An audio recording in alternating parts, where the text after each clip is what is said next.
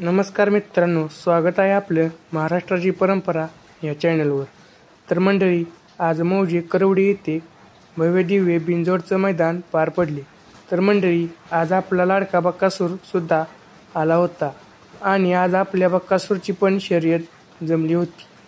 परंतु आपल्या लाडक्या बकासूरचं बिनजोड शर्यतीमध्ये कसं काय पराभव झाला हे पाहूया।